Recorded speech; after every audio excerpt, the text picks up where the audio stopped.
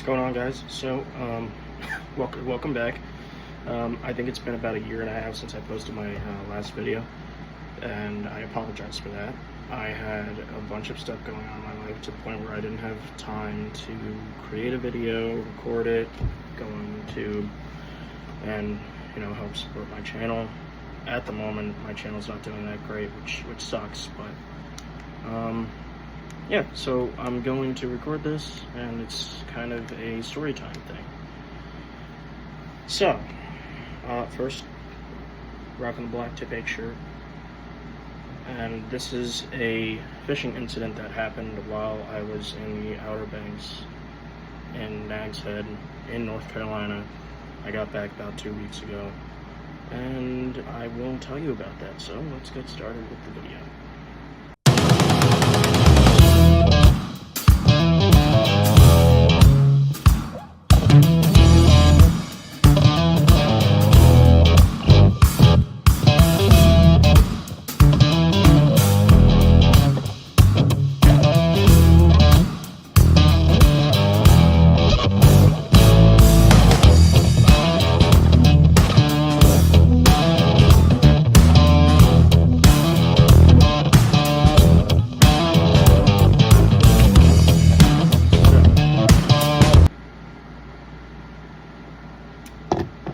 I just got back from North Carolina. It was an amazing trip. I had a lot of fun. The reason we go now is definitely very special to me because I'm just, that big of an emotional person. My dad got remarried there. He got remarried, he proposed to my now stepmother there, and it every time we go, I always think of it, and it's pretty special. So, this is a story time about a fishing incident that happened while I was there. I want a little action in this video and thought it just might be a little good thing to record and kind of get back on the channel. So, if any of you have been to North Carolina or Nags Head, you'll know hopefully what Nags Head Fishing Pier is. It's not Outer Banks Fishing Pier. People get those two confused up very much because they're very alike, and they're also, no, I lied, they're not very close to each other. They're separated in between by Jeanette's Pier, but they are kind of in the same realm of looking the exact same. At least through Google Maps, you will look at it and see it. But if you go up to them, they're two totally, completely different things. And their pier passes are, well, Nags Head Fishing Pier Pass is expensive. For 1 week, it's $95. $95 for 1 week. I'm like, you gotta do that for at least 2 weeks. At least, if not a week and a half. Because that's ridiculous. Get 1 week of fishing and it's $95. They overcharge a lot of stuff there, but it was still a pretty good experience all in all. So I didn't do a lot of fishing down there, unfortunately. Last time I actually went, I was at Outer Banks Fishing Pier. Also, I'm sorry if you can't hear me that well. I got an air conditioning fan running in the back. It's to help make me not pass out from heat exhaustion, because the excessive heat around Lenoka Harbor and Barnegat is just ridiculous right now. So I typically, last time I went with my cousin, and we went to the Outer Banks Fishing Pier almost every single day. Our houses that we go to, since we rent out houses, came with fishing pier passes, so I didn't need to go and spend a crap ton of money on a pier pass for a week. So my dad finally decided, oh yeah, you're going to the pier. I'm like, oh, okay. Just comes back from shopping one day while we're on vacation. He's like, oh yeah, I've decided you're going to the pier. I'm like, oh, okay. So I wake up, and first I just knew something bad was going to happen while I was there. And I knew that it wasn't gonna be fun. Just automatically, it was not gonna be fun at all. So it was actually, other than the altercation, and yes, an altercation, I will get to that in just a few minutes.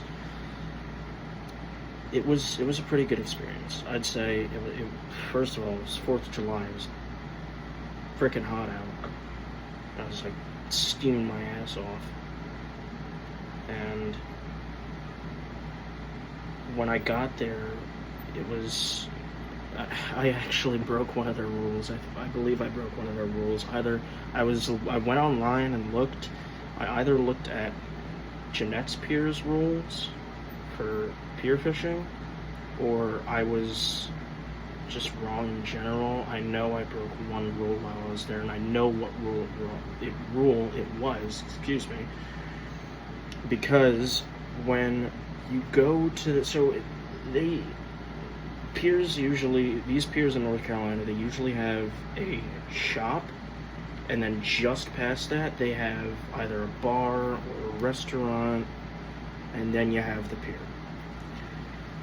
In that shop, at the front desk, towards your right on the side, there's a little paper that kind of shows like all the rules, what you can and cannot do, and it's kind of stupid, but whatever.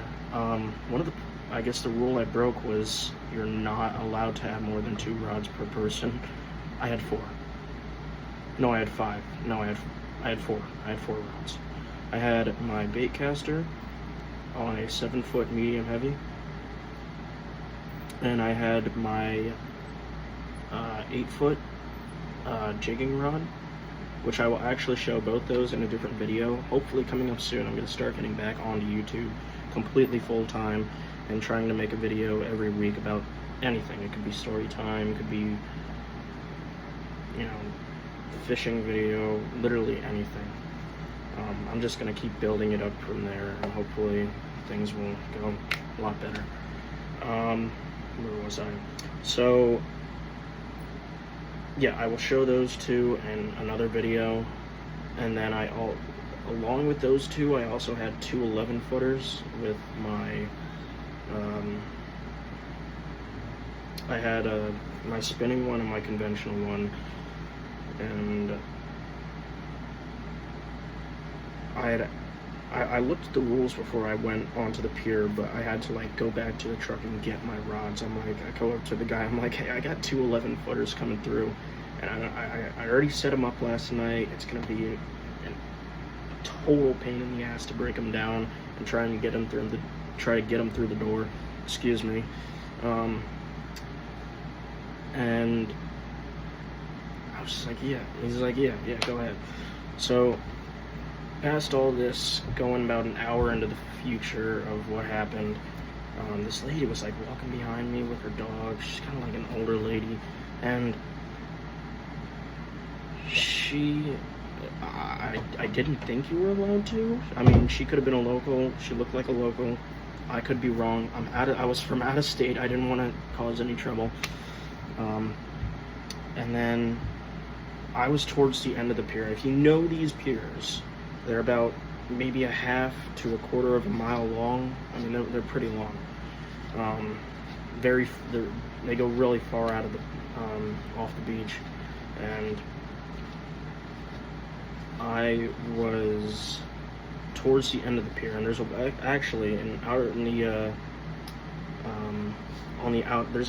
there's one difference that I currently can see from Nags Head Fishing Pier and Outer Banks Fishing Pier, and that's that Nags Head Fishing Pier, the one I was at, actually has a white line separating from when it kind of splits off and then just closes off the end of the pier. There's actually a white line right in between before it splits, saying that you can't bring bottom fishing rods over there.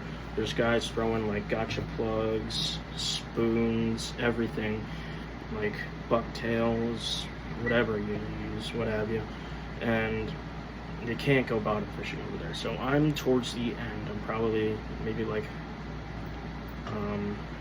put it this way, I was about 3-4 guys away from the end of the pier. So there was me, there's 1, 2, 3, 4, and then there's the end of the pier right where I wasn't supposed to pass. So I go over there for the first hour. It's actually really beautiful out. Once again, it's hot as balls, sweating my ass off. And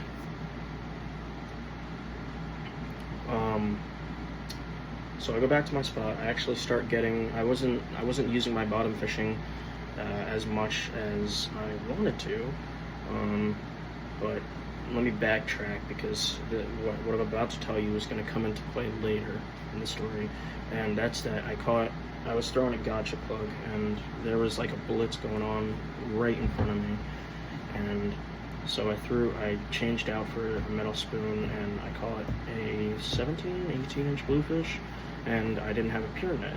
Typically, these pier nets are just like a huge net, and it's got maybe like 3-4 strips or strands of line, and you got like a huge rope, probably like 30 feet of rope attached to it, and you just send it down and net the fish. So this guy right next to me on my left is like, hey, like, do you need help? And I'm like, yeah, can you please net my fish for me?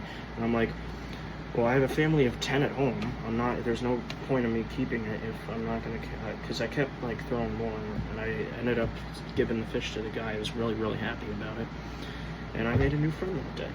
So now, this is where it gets interesting. Lady starts walking back. I finally get my rods rigged up. She's still a few feet away from me, to the point where my rod isn't gonna hit her or anything. She was still towards the end of the pier, and I was still pretty far down from the end, but I was close to it. So I was throwing my conventional reel, and if you guys watched my video on how to cast a conventional and a spinning reel, I don't throw it over my head. I usually come from the side and then just send her out there. I made sure she wasn't around. I always, if I'm fishing near people, I always make sure that nobody's in the surrounding areas that could potentially, I could actually hurt them or hook them. I always make sure nobody's near me. So I went to go cast it, and as soon as it hits the water, that lady comes running up to me with her dog barking, and she starts cursing me out. She's like, you could have effing hit me. And I'm like, okay, but I didn't. She's like, I want to see your ID, your license, your fishing license, everything. I'm like, you're not fishing game. You're not a fishing game. Like, you're not a game warden. You're not fishing wildlife. Like, you're not a cop. I don't have to show you anything. And I just know my rights. I'm not entitled to, and I do not have to show her anything. And she doesn't have the authority to force me to take that out like it would if you got pulled over by like a cop. And once she's like, she's like, fine, then I'm gonna report you to like FWC, and I'm pretty sure FWC is a Fish and Wildlife Center in Florida. I'm gonna say this, I'm sorry for any Floridians that are watching this, that are fishermen, that know what FWC is, and I think it's a police force for like fish and wildlife that's centered in Florida somewhere, and they take care of like endangered species and stuff. Please, if there are any Floridians out there that fish and I could have gotten that wrong, please correct me. I'm very sorry. I apologize if I got that wrong. But if I'm right, then, well, hallelujah. No? So, after a little while, like, the guy that I gave my bluefish to, that I actually became my friend, he's like, he didn't do anything, like, I was watching the entire thing. I'm like, you need to stop harassing him. He's just trying to fish. Have a good day.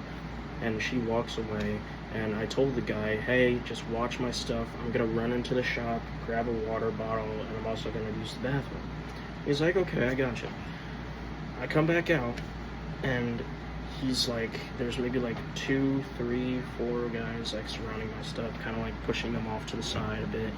And she's got this guy with her, and it's really crazy because I've never had this actually happen to me.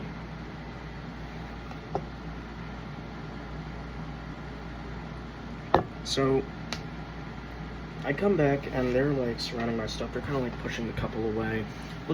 Guy looked kind of like maybe he could be like her husband. So I get back and they finally leave, and she's like, and her husband comes up to me. I think that was her husband. She like comes up to me, or he comes up to me, sorry, and he's like saying like, I have some parting words for you. It's like, maybe watch what you're doing and open your eyes a bit. And I swear to God, it was like incredibly racist what he said. I'm not gonna say it because he did call me a racial slur and that wasn't okay. So they walked away, and I asked the guy that was now my friend, what in the world just happened? And he's like, oh yeah, when you left, like a couple minutes after, she came back out with her husband, and her husband started screaming at me, and they tried to, I had my conventional rod lodged in between the bottom of a bench, and it was kind of slanted, so the top was sitting on a rail, so it wouldn't move. He's like, I watched him try to dislodge your rod and try to throw it in the water. What in the world? Like, who in the right mindset actually did? Like, you need mental help if you're that pissed off to try and throw my stuff in the water. And I'm like, I pushed him back, and I like kind of like asked like 2 or 3 of my friends that were with me to just kind of like try and like tell him to like back off and push him away from your stuff. And he said they had to like reel in my stuff so it wouldn't get like, so they had to reel in both my bottom fishing rods so they can kind of like keep them towards them until I got back. And then at the end, like, she found out where the truck was, and she was like standing by it, and I'm like, this is ridiculous. Oops, sorry. And like, this is ridiculous, like, you need to leave, like, this is getting way out of hand. And then I talked to the guy at the pier that was working the pier that day, and I'm like, I told him what happened, and he's like, oh yeah, I know, I saw the entire thing. And he's like, I talked to them, like, they're not to touch your stuff. And I'm like, if you need me to, I'll like call the police and have them sort this out. I'm like, no, just get him the hell away from my truck.